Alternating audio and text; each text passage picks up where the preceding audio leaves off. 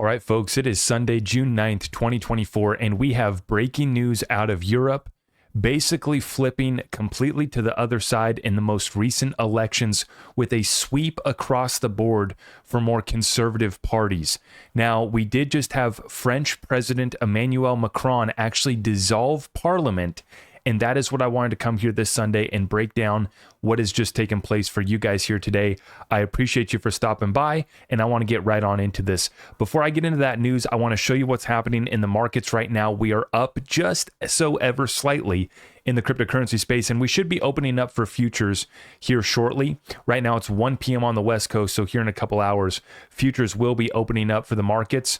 But right now, we are watching the only markets that do trade 24/7, 365, and that would be our cryptocurrency digital assets. Taking a look here at Bitcoin, like I said, up slightly, nothing to get excited about, but we are on the move. 69,700 for Bitcoin, trying to push back up to 70.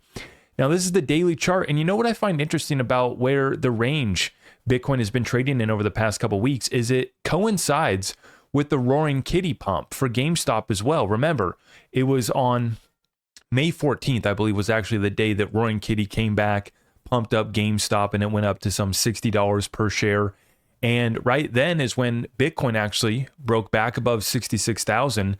And ever since the last couple of weeks here, it's been trading in this range above 66 and piercing through 70,000, really 71, upwards of 72,000, basically a triple tap up at this level. So very interesting how this pump has kind of coincided with the GameStop saga and brought us up into this current range that we're trading in for Ethereum. It's below just right at 3,700 right now. Okay, a couple of taps up at the 4,000 range for Ethereum, and kind of just been trading in this range ever since, basically 35 all the way up to 4,000. Same time frame. Right here's your May 15th, May 14th. Roaring Kitty's back in the game, and it sends crypto back up.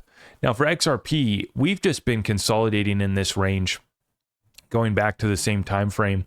And you can see the volatility much more dramatic in XRP, right? Back up here to 57 a couple times. This most recent on the 21st of May, we went up to 55 cents. But for XRP, it was brought back down all the way, truly incredible, to the 40-cent level back in April. 40-cent XRP. And then just the other day, that was on Friday, we did the wick down to 45 cents. Okay. So consolidating in this range, the 2-for-1 special is still live. And if you guys are looking for resources for buying cryptocurrency, for storing it, we got you covered at my website, ZachRector.com, along with precious metals. And if you want to get tapped in with our private community. Now, and the main headline, let's get right on into it. These elections taking place in Europe. Conservatives surge in EU election outpacing Scholz coalition. This is from Mario Nafal. The Alternative for Germany, a right-wing party opposed to immigration in the EU, has defied expectations by taking second place in Sunday's EU election, according to exit polls. The AfD secured a record 16.5% of the vote, outperforming all three parties in Olaf Scholz' coalition.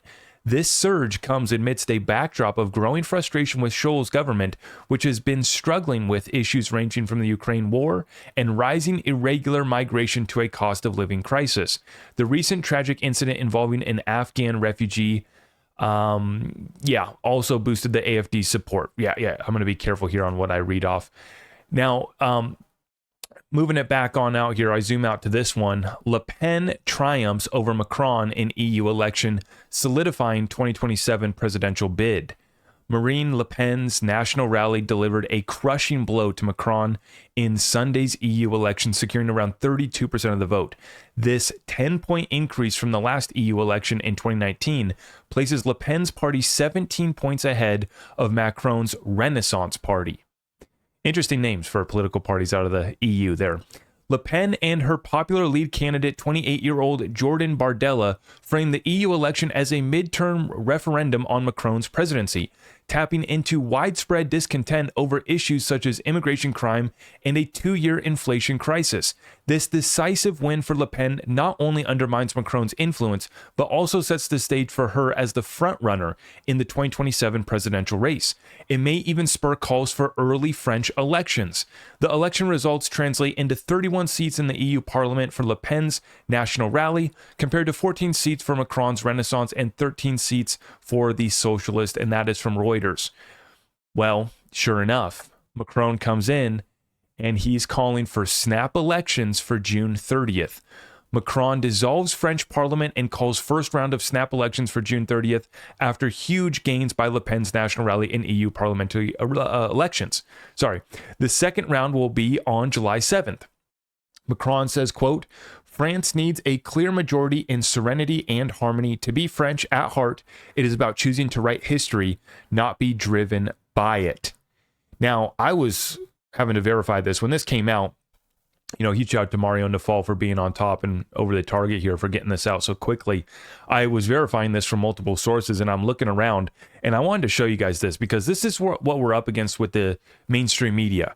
I go to the Wall Street Journal because they cover global politics, current events here in the United States, but a focus on everything from financial markets to global politics, and nowhere to be seen on Wall Street Journal.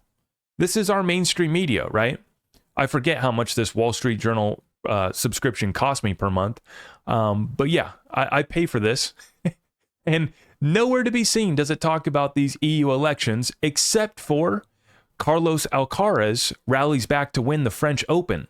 That's the only French news coming out of the Wall Street Journal. This is the crap that we get from the Wall Street Journal, okay? But I do slide on over to my Bloomberg subscription, and thankfully they are covering it with this breakdown, confirming, because I thought, Macron's dissolving parliament. What the heck is going on? When I first saw that, I'm like, what the heck? Is he going full tyrant, full dictator? What's going on here? But I guess this is actually what Le Pen had actually called for. And I was able to get this additional insight by reading up here on Bloomberg. So this is a deal here. Le Pen beating Macron by 17 points. Okay. Currency trading has begun for the week, and so far it looks like a quiet open in Sydney despite the increased political uncertainty in Europe. Euro to USD was quoted steady at $1.07 as of 5:28 a.m. in Sydney. The liquidity is very thin at this hour. With Australia on a holiday on Monday, we may need to wait until Japanese traders arrive at their desks in a couple of hours to get a true gauge of sentiment toward the election. So the currency market is just opening up in Australia. They're on holiday on Monday. So we're going to be waiting up for the markets in the East to open up there in Japan. Okay. President Macron has called French legislative elections after taking a beating in the European polls at the hands of the far right, showing just how much EU ballots can impact national politics. For France, this means that the lower house of parliament will be dissolved and re-elected. The first round will happen on June 30th and the second on July 7th. By dissolving parliament, Macron is giving into a demand of Le Pen's national rally. So this is actually a demand from the Conservative Party there ran by Le Pen, her national rally. The far-right party had been calling for a new parliamentary elections if the president's group lost the European poll. Macron's role as French president isn't affected by the parliamentary vote, though if his party does badly, it means the remaining 3 years of his tenure might be tough. So I guess this was actually a demand of Le Pen, right? And so Macron actually following through with that request. Now we get new elections for their parliament. I didn't even know that this was something that they could do. Like, as an American, this is just insanity to me. I mean, it's absurd, right? The idea that the president could just decide, okay, we're just going to have all new elections for Congress. Like, I don't think that that's on the books in any sort of fashion. Maybe if we have any constitutional scholars that know of any, loopholes that I'm missing that would allow for such a thing. But this must be something that they just do over there. I've never heard of anything like this. But Macron dissolving parliament, new elections, and what this shows is this undertone, this underbelly of folks that are just upset. Right. And I was actually talking about this with my Discord group yesterday in our Discord weekly call that we have every Saturday about how, to me, you got parties on both sides, right? Left, right, Republican, Democrat. But to me, the largest majority is a party that I would just call, excuse my French, but the pissed off party, right? The upset party. And you can include me in that bunch as well, too. I'm not happy with either side of this deal. And the incumbents that have been embedded in DC for decades, they are part of the biggest problem that we have. Now, I would love to see something like, like this come around in our election where we just bring in some fresh folks with some new ideas. Folks like John Deaton unseating a senator and Elizabeth Warren, who hasn't accomplished anything, besides talk a tough agenda in DC her whole stint. She hasn't gotten one bill passed, right? So I hope that we get some activity, our election here coming up in November here in the United States of America. It looks like this is the trend, and we can expect some shakeup for sure to take place in our U.S. elections. That was definitely the theme in Europe over the last 24 hours, and the exit polls just now coming through.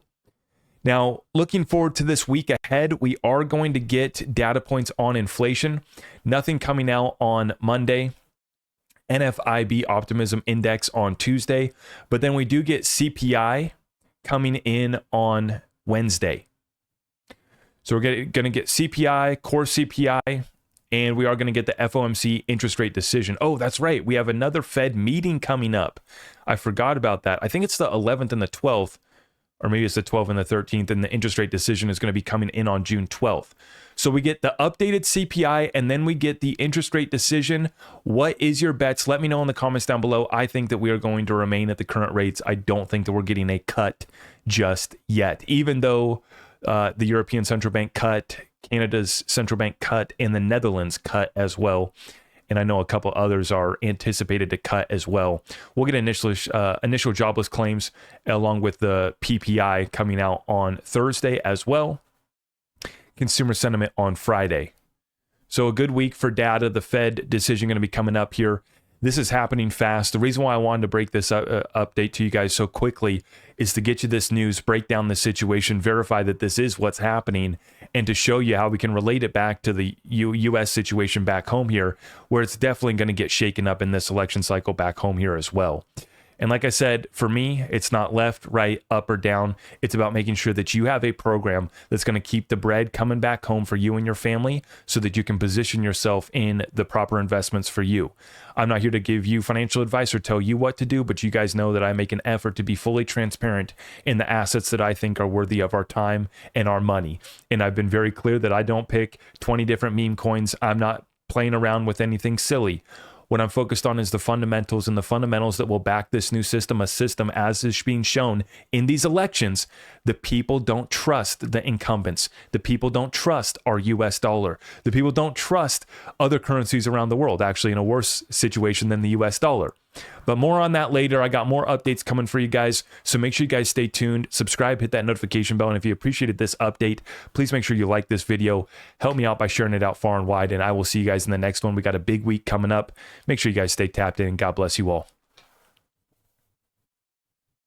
I am your host, Zach Rector. I really appreciate all of the love and support. If you want to support the channel, just remember that you can start by smashing that thumbs up for me, sharing this content far and wide, and everything else is at my website.